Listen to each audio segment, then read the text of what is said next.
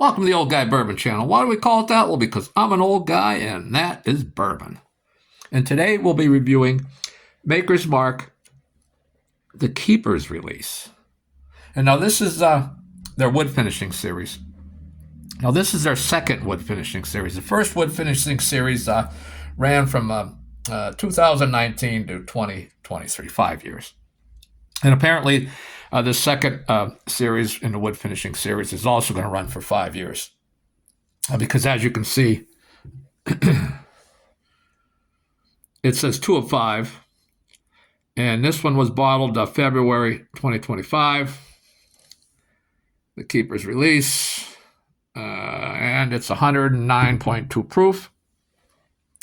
Here was the first release of the second series of the wood finishing series, and it's the Heart release, and it was 112 proof, and it was 1 of 5, and it was bottled in June of 2024.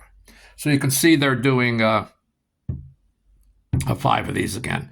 And now, so what they do with the wood finishing series is they take their Maker's Mark cast strength, which is age 6 to 8 years old, and the reason it's not age stated because Maker's Mark believes that age isn't the crucial factor, it's the taste. So as the winters go and the summers go, and they hand roll all their barrels. So they rotate their barrels by hand, which is, quite labor intensive.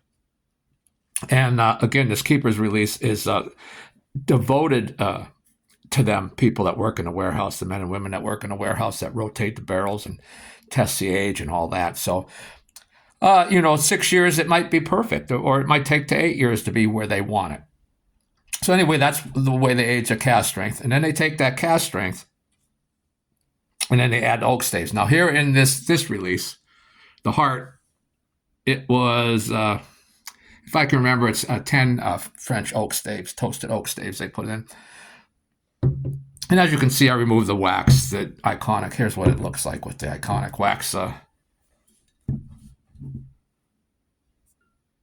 Okay, so that's what it looks like. These are all hand dipped, and the red wax is iconic, and these are all hand dipped, which also, as a person, it's not a machine doing it. So again, it adds to their cost. Their expenses, all that stuff adds to their expense. The hand dipping of the wax, the hand rotation of the barrels all adds, and again, and you can see this one is the Keeper's Release. And that's hand dipped also. So sometimes I take the wax off, sometimes I leave it on. So now with this one, they took 10 American toasted oak staves and put that in a cask of the cast strength. And then they took 10 different American oak staves, and they don't tell you how they differentiated these oak staves. I don't know if it's a toasting process, the tree it came from. It's American oak, so I'm assuming it's a toasting process. I don't know. So they put that in another barrel. And so they aged that first one for 5 weeks, and the second one for 9 weeks, and then they blended those two together, each barrel had 10 American oak staves in, but they blended it together. And it came out cast strength at 109.2 proof. Now, the other thing they do, which again adds to their expenses here, is they age this stuff in their warehouses, right? Their rick houses for 6 to 8 years, hand rotating those barrels every year. Winter, summer, heat, cold, right? Changes everything. When they made this release, I don't know if they did it for the other release either. I'm not sure. But then they moved it when they put the staves in these barrels. They moved them barrels out of their rick houses into their limestone cellar at Star Hill Farms. That's a 1,000-acre property they own. Star Hill Farms is where Maker's Mark is made.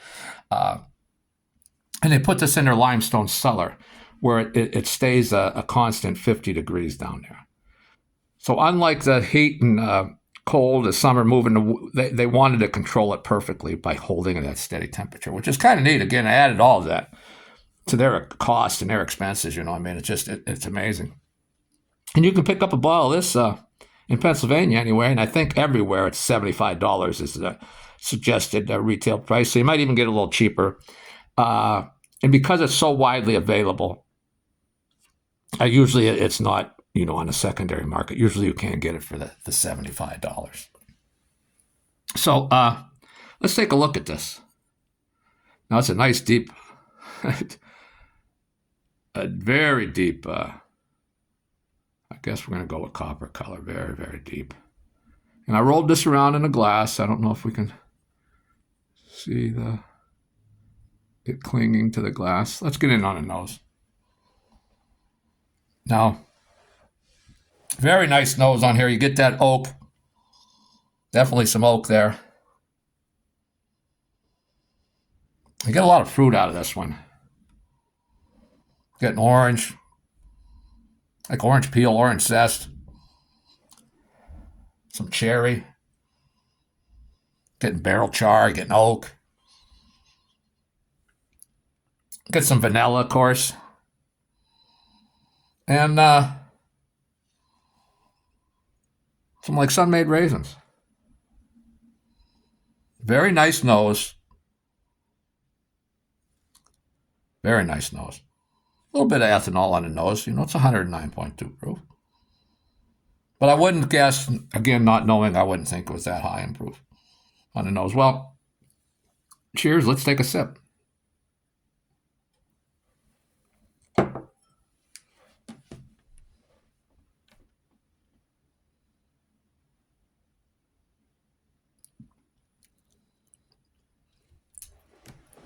Now, the first sip of the day, I definitely got hit with some ethanol there.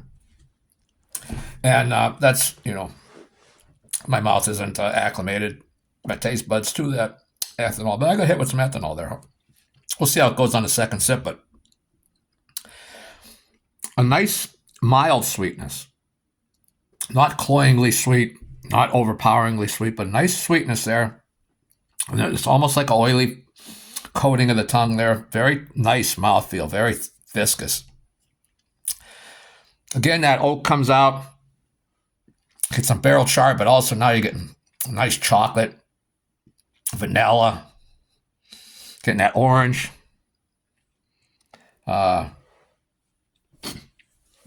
me go in on the nose again. We're going to do another look at this. And again, I wish you could see the legs. I don't know if my lighting's just poor. Now I'm getting some of that sweetness on the nose. Not noticing the ethanol anymore. Now the fruit's really forward on the nose. Getting that cherry.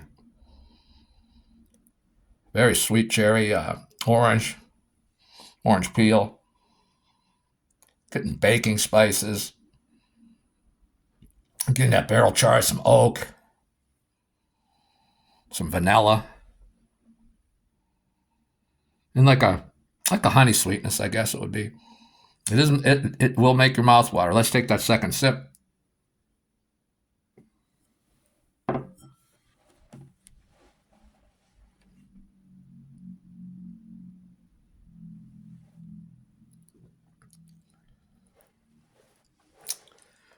Let it sit in my mouth a little longer. There's still a little ethanol there. I would say if you like lower proofs, I'd avoid this one. You are going to notice the ethanol. And if I would have to go back to the heart release, which was a little higher proof, and I didn't notice the ethanol. Again, this is a freshly cracked open bottle, so in a couple of days or a week, that might go away. But I definitely do get some ethanol there. But again, that sweetness is very nice. Very thick mouthfeel, viscous, oily, coating the tongue. There's sweetness there. There's definitely barrel char there. Again, a lot of fruits, cherry, and orange, some darker fruits. I just can't pinpoint them. Again, some that raisin, like a golden sun-made raisin, those golden ones. Very nice. The vanilla, the chocolate. The chocolate is more of it's like, it ain't milk chocolate, but it's not dark chocolate. It's kind of in between a milk and a dark chocolate. Like it's leaning more dark, but still like some of that milky flavor. The finish is long, nice and long. Again, those dried fruits are there. Maybe some apricot. A little bit of cinnamon now on the end there, but not a lot. I really didn't get a lot of cinnamon on this one. And some maple syrup on the finish. All in all, I really like this bourbon. I will at some point, compare it to the Heart release. I hope to get all 5 of these over the years, and maybe at some point compare all 5 of them and see which one's great.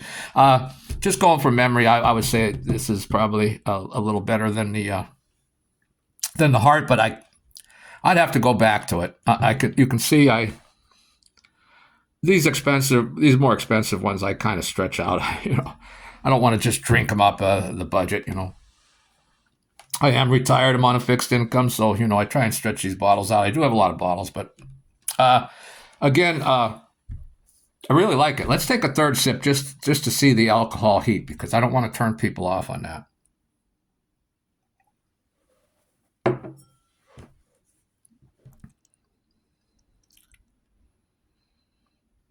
Yeah, the sweetness is there and everything, but you definitely get some alcohol. Now, not like overpowering alcohol. I wouldn't call it anything offensive for me, but I do drink higher proof alcohols. But what I will say is I've had alcohol in the 109, 112 range, like 110 range that this is in, maybe in a few points higher. That on that third sip, that alcohol just wouldn't be as prevalent as this one. So the ethanol is a little more prevalent in this release, but the flavors are outstanding. Again, it's $75. Now, if you stuck around this long, I got some interesting bottles coming. Really very interesting bottles that I've been hunting for a while. And as they come in, I'll do reviews on them, and I think you'll be, kind of pleased with them. And they are harder to get. But then there's some ones that aren't harder to get that I just can't find right now. And 2 of them are the new Wild Turkey 8-year-old, which has a suggested retail price of $45. I've seen it online, but I can't get it shipped to me here in Pennsylvania for like $42, even discounted a little. So apparently, there's a large amount of it coming in, to places if they're discounting it, from the 45 SRP. Instead of marking it up. But the places that I can get it from just don't have it.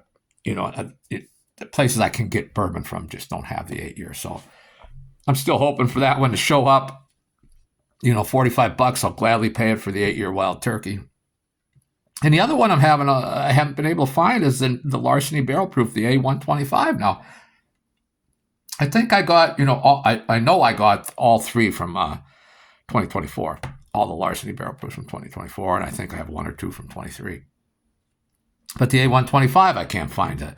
All my stores here in Pennsylvania still have the C924. So I'm looking forward to those 2. I'm still hunting them, but I got 2 really hard ones to find. I bought 2 bottles of each just because they are so difficult to get a hold of, and I'll be doing them in upcoming reviews. Well, thanks for sticking around, and we'll see you next time.